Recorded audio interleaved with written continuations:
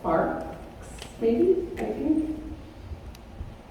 I may have that wrong. Emily with an IE. Okay, perfect. Hi, I'm Andrea Thomas. My husband Nate spoke earlier. He is a nurse of 22 years. He left that part out, but I felt like I needed to throw that out there for all the people that want to throw their credentials around. I go to him for everything medically related, and I've asked him from the very beginning, do I need to worry? Do I need to worry about my kids? And he's told me no. I have 2 girls at Johnson High School. I want to talk a little bit about the vaccines.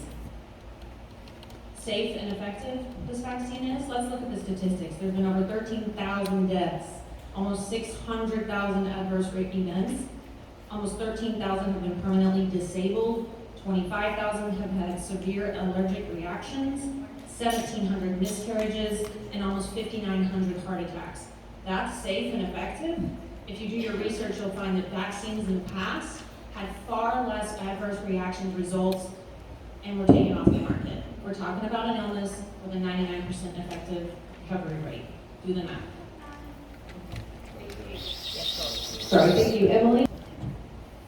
Hi. I want to start by saying that I'm highly against the mask mandate. I believe that we should not be teaching our children to live in fear. I believe that since I have a 6-year-old who goes to Negley so far, he loves it, but he sacrificed enough last year having to do it virtual. I believe that those who are susceptible to catching this virus and are scared and don't want to send their kids to school who have anxiety or gives them anxiety that they think their children are going to get sick or bring home, those people should have a virtual option. They should be able to do it at home. And those who aren't scared, aren't living in fear, should be able to go to school and have a normal school year. Okay? We all want to keep our loved ones safe. We all have grandparents. We all have friends and family with respiratory diseases. But like this does have a very high recovery rate. We are not as fragile as you may think. Our bodies, our immune systems can overcome this. It's a respiratory infection. It's not the end of the world. And we need to stop acting like it is. Yes, ma'am. Thank you. Lacey, you are up next.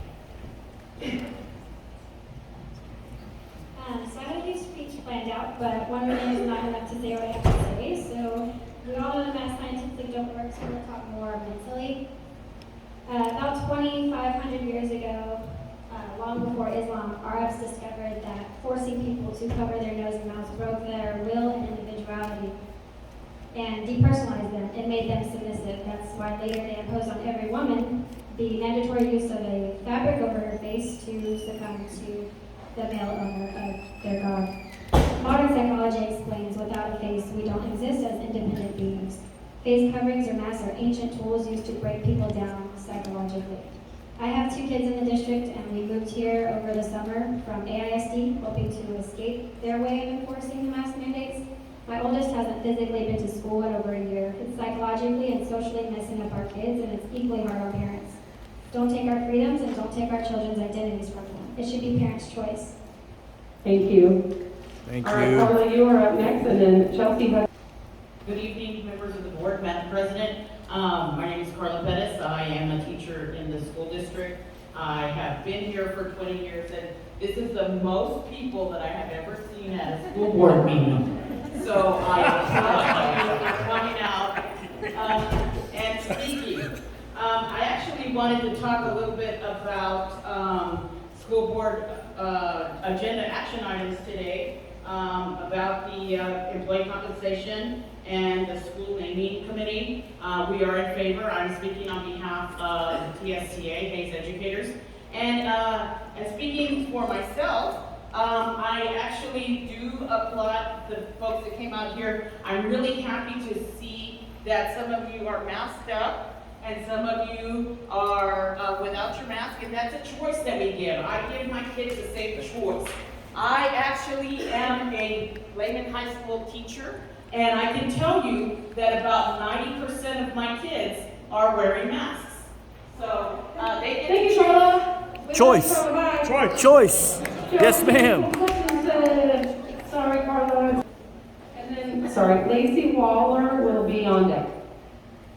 Hi, I'm a mom and bonus mom to 6 total kids, 5 of whom are in Hayes County schools from kindergarten to 12th grade. I know some would rather believe that we are monsters. It is easier to paint us as uncaring, uneducated conspiracy theorists, then acknowledge that we are humans just like you with families. That's all we are, parents who care about our kids. The school board's own mission statement states that we celebrate our diversity, which we will always have. Leaving masks as an option allows our freedom of choice, and no child should ever be ostracized for anything, ever. We are all in this room gathered closely together, shoulder to shoulder, masked and not. If that's okay for us as parents, why can our children not have that same freedom? If we're truly in the highest wave thus far, why is anyone pro-masking subjecting themselves to being in this room, shoulder to shoulder, right now? Parents have freedom of choice. It is our child, it is our choice. Yes, All ma'am. right, thank you. Lacey, you are to the podium, and then Laura Millette, you're on deck. My name is Lacey Waller, and I'm here to plead with you to protect our kids.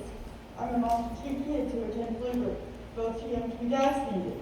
I hope our district learns from what's happening in our district and that it close shortly after the students return.